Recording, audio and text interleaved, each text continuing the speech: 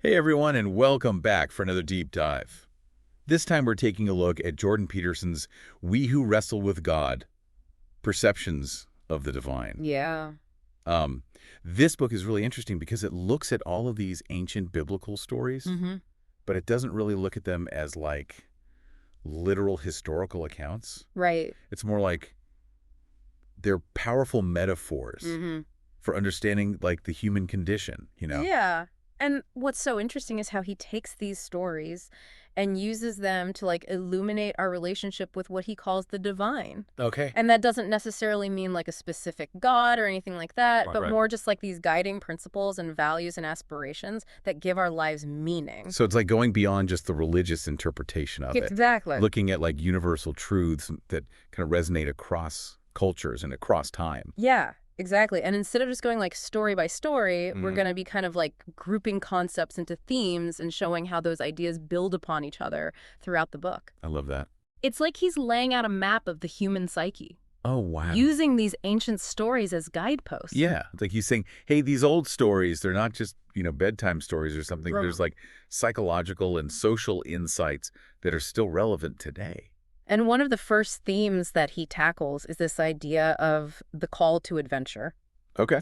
He starts with the prophet Elijah, Mm-hmm. and the concept of God as like a still small voice that calls us to step outside of our comfort zones Right. and embrace responsibility. Yeah, it's like that inner nudge we all feel sometimes. Yep. That sense that we're meant for something more. Exactly. Like we're being called to step up and like become the best versions of ourselves or something. And he connects this to like the recurring motif of leaving a place of comfort and security Okay. to pursue a higher purpose. Mhm. Like Abraham leaving his father's house, Mhm. Moses fleeing Egypt, Right. even Jesus going into the wilderness. These are all examples of individuals answering that call, venturing into the unknown, even when it's scary or challenging.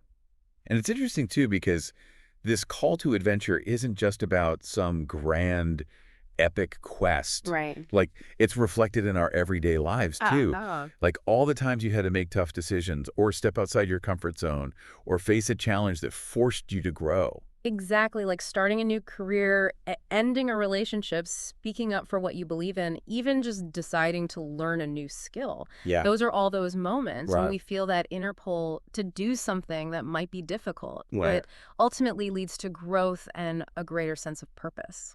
So for you listening, how does this call to adventure play out in your own life? Mhm. What are those moments when you felt that nudge, that sense of being called to something more? Yeah. And what were the challenges and the rewards that came with answering that call? It's something worth reflecting on for sure. So the next theme that Peterson explores kind of builds directly on this idea of the call to adventure. He goes into the importance of sacrifice and the dangers of pride. It's like saying, okay, you've heard the call, you're ready to embark on this journey, but there's a catch. Yeah. You're going to have to be willing to let go of some things, Mm-hmm. to make sacrifices, to humble yourself. And this is where the story of Adam and Eve comes in, Exactly. with the concept of original sin as this like prideful desire to kind of like usurp the role of God, like to become like the ultimate arbiters of good and evil. Yeah, it's that arrogance of believing we have all the answers, Right. that we can control everything that we know better than the natural order of things. Right. And he uses the imagery of the two trees in the Garden of Eden to illustrate this. Right. Like the tree of life, representing like the natural harmony of existence, and then the tree of knowledge of good and evil, Mhm. symbolizing the temptation to overreach, Yeah. to grasp for power that ultimately corrupts. It's that classic struggle Yeah. between humility and hubris, between accepting our limitations and trying to transcend them. And he connects this to the concept of sacrifice, Okay. which isn't about like some grim ritual or giving up things we enjoy. It's Okay. about surrendering our ego-driven desires, Yeah. our need for immediate gratification for the sake of something greater. And he contrasts the figures of Abel, whose sacrifices are accepted, Right. and Cain, whose resentment leads to destructive acts. So Abel represents that selfless giving, that willingness to put something larger than himself first, Makes sense. while Cain embodies the like destructive nature of envy and resentment Yeah.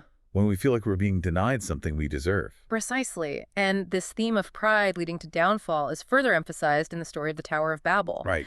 where human ambition and the desire for power lead to a loss of shared understanding and social disintegration. It's that idea that when we become too focused on our individual ambitions, Yeah. on our need to be right or better than others, we lose the ability to communicate and cooperate effectively. Yeah. And that ultimately leads to chaos and a breakdown of society. Huh. And Peterson argues that we're seeing this same dynamic play out in our own society today. Oh, wow. The increasing polarization, Right. the inability to have civil discourse, the erosion of trust in institutions. Yeah. It's all connected to this loss of shared values and understanding. So what does this all mean for us? How do we navigate this tension between our individual desires and the need for a cohesive society?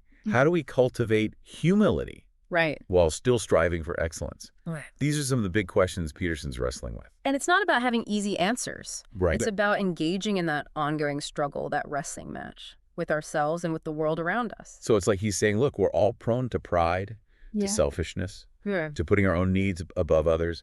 But if we want to build a thriving society, if we want to answer that call to adventure and live meaningful lives, Right. we have to learn to temper those impulses. Yeah, and that leads us to the next major theme he explores. Okay. The necessity of truth and the consequences of deceit. He uses the story of Noah and the flood to highlight this, the importance of heeding the call to prepare for challenges, even when others doubt.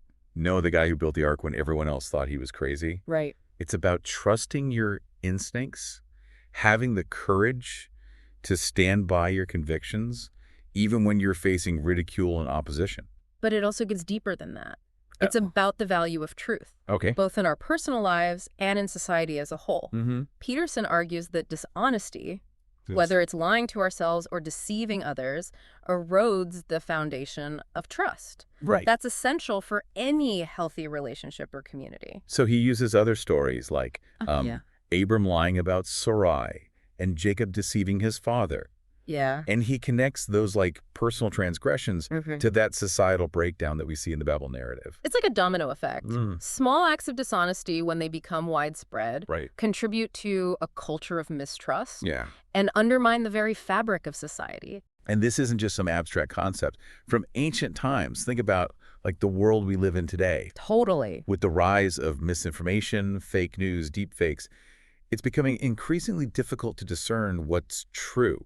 Exactly. And what's not. And that makes it even more crucial to cultivate a commitment to truth, Okay. to be discerning consumers of information, and to resist the temptation to spread falsehoods, Right. even when it seems convenient or self-serving. It's about recognizing that truth matters, integrity matters, Yeah. and that our individual choices to be truthful or deceitful have far-reaching consequences. And this emphasis on truth-seeking ties directly into the next theme Peterson explores, Okay. the power of faith and the redemption of the fallen. Okay. He uses the story of Moses and the Israelites' exodus from Egypt Okay. to illustrate this. So Moses leading his people out of slavery, guided by his faith in God, Right. and by this set of principles that offered a path to a better future. Yeah, the Ten Commandments come in here. Right. As that foundational moral code. Right. And Peterson argues that even though they have these ancient origins, they still resonate with these timeless values that are essential for a just and harmonious society, Exactly. like respecting life and property. Yeah. And the sanctity of truth, honoring our commitments, treating others with dignity and fairness. So even though we might not follow them literally, Right. those principles still hold a powerful moral weight. Right. But how does he connect this to the idea of redemption of the fallen? Well, he emphasizes that we all fall short. We all make mistakes. We all have the capacity for wrongdoing. Right. But the concept of atonement, central to the Exodus narrative, offers a path to redemption. Okay. It's about acknowledging our shortcomings, Right. taking responsibility for our actions, and striving to become better versions of ourselves. Not just wallowing in guilt or shame. Exactly. And this theme of redemption is further illustrated through the story of Jonah, Right. the reluctant prophet who ultimately learns the importance of extending compassion, even to those he considers enemies. The guy who tries to run from God's call, to preach to the Ninevites, a people he despises. Exactly. So it's about overcoming prejudice, recognizing our shared humanity and the transformative power of forgiveness. Jonah's journey highlights the importance of moving beyond our own narrow perspectives and extending empathy and understanding even to those who seem different from us. It's like he's saying, look, we're all flawed, we all make mistakes, but we also have the capacity for change, for growth, for redemption. And that's what makes us human. And that's where the story of Abraham and Isaac comes in. Okay. This one really delves deep into the nature of faith and sacrifice, pushing those concepts to their absolute limits. This story always struck me as one of the most challenging in the Bible. The idea that God would ask Abraham to sacrifice his son, like his only son. It just seems so brutal. It is brutal. Yeah. But remember, Peterson encourages us to look beyond the literal events and focus on the underlying psychological and symbolic meaning. What does the story reveal about the nature of faith, of obedience, of the willingness to surrender even the most precious things to a higher purpose? So it's not about actually sacrificing your child. Right. It's about something deeper, something more metaphorical. Precisely, the willingness to sacrifice Isaac, even though the act is ultimately prevented, represents the ultimate test of faith. Okay. Surrendering everything, even what's most dear to the divine will.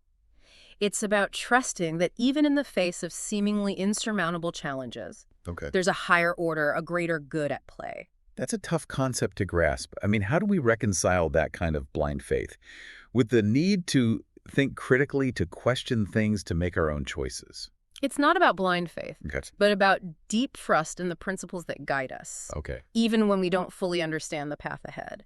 Peterson argues this kind of faith isn't about abandoning reason, but about having the courage to act in accordance with our deepest values, even when facing uncertainty and fear. So it's about that leap of faith, that trust in something beyond ourselves. But how does this story relate to our modern lives? Most of us are being asked to sacrifice our children. Well, the story of Abraham and Isaac can be seen as a metaphor for the sacrifices we all face in our lives. The things we must give up, the dreams we must let go of, the challenges we must endure to pursue a greater good, a higher purpose. So it's about those tough decisions, those moments when we have to choose between what we want in the short term and what's ultimately best for ourselves and those we care about in the long run. Exactly. It's about prioritizing our values, our principles, over immediate gratification or self-serving desires. It's about the willingness to endure hardship and uncertainty in pursuit of a greater goal. Peterson really emphasizes that this kind of sacrifice, this surrendering of the ego, is essential for personal growth and for creating a meaningful life. He uses the example of parents encouraging their children to become independent, to venture out into the world, even though it means letting go of that constant parental control and facing the anxiety of not knowing what might happen. It's that trust that our children will learn, will grow, will become their own people, even if it means making mistakes along the way. And it's that same trust we need to have in ourselves, in our ability to navigate the challenges of life, to learn from our experiences, and to become more resilient and capable individuals. Yeah, it's about having faith in ourselves and in the process of life, even when things get messy and unpredictable. And that brings us to another fascinating aspect of the book. Peterson uses these stories to explore the complexities of human relationships. He delves into the dynamics between men and women, particularly through the story of Abraham and Sarah. Like their relationship goes through so many ups and downs. There's Sarah's struggle with infertility, her decision to offer her maidservant Hagar to Abraham as a surrogate, and like all the jealousy and tension that creates. It really highlights the challenges of marriage and family life. Yeah, it's about the need for communication and understanding, working together to overcome obstacles and creating a shared vision for the future. Peterson also explores the dangers of jealousy, deceit, and those power dynamics that can emerge within relationships. It's like he's saying, hey, relationships are hard work. They require compromise, sacrifice, and a willingness to constantly navigate those tensions between individual needs and the needs of the partnership. And that theme of balancing individual needs with the needs of others extends beyond romantic relationships. Peterson talks about the importance of community, of shared values, and of finding that delicate balance between individual freedom and social responsibility. It's like that saying, it takes a village. We all need those connections, those relationships to thrive. We need to feel like we belong, like we're part of something larger than ourselves. Exactly. And Peterson argues that a healthy society requires both a strong sense of personal responsibility and a commitment to contributing to the well-being of others. It's about recognizing that we're all interconnected, that our actions have ripple effects, and that we have a responsibility to build a better world, not just for ourselves, but for generations to come. So it's not about being either fiercely independent or completely selfless. Hmm. It's about finding that middle ground, that balance between individual freedom and social responsibility. And that leads us back to Peterson's concept of the divine. Okay. It's not about worshiping some external deity, Right. but about aligning ourselves with those principles, those values, those aspirations that represent the highest good, both for ourselves and for humanity as a whole. It's about striving to embody those qualities that we admire, Yeah. whether it's courage, compassion, integrity, or wisdom. It's about recognizing that we have the potential for greatness within us, Yeah. but also the capacity for darkness and destruction. And that's where that idea of wrestling with God comes in. It's about that ongoing struggle to choose the good, to resist temptation, to overcome our own limitations, and become the best versions of ourselves. It's a battle we all face. And Peterson's book offers some really powerful insights and guidance for navigating that journey. As you continue to ponder these ideas, I'd like to leave you with this question. Okay. What would happen if we all committed to fully embracing the responsibility of our own lives? If we genuinely strive to embody those principles and values that represent the highest good, what kind of world could we create? That's a powerful question, isn't it? It challenges us to look beyond our own immediate needs and desires Yeah. and to consider the impact of our choices on the world around us. It's a reminder that we all have a role to play in shaping the future, Hmm. and that even small acts of kindness, courage, and integrity can make a difference. And that, I think, is a message of hope and possibility. Even amidst the challenges and uncertainties of life, we have the power to choose good, to choose love, to choose to create a better world. Thanks for joining us on this deep dive into We Who Wrestle with God. We hope you found it insightful, thought-provoking, and maybe even a little bit inspiring. Keep those big questions coming, and until next time, keep wrestling, keep seeking, and keep striving for that better future.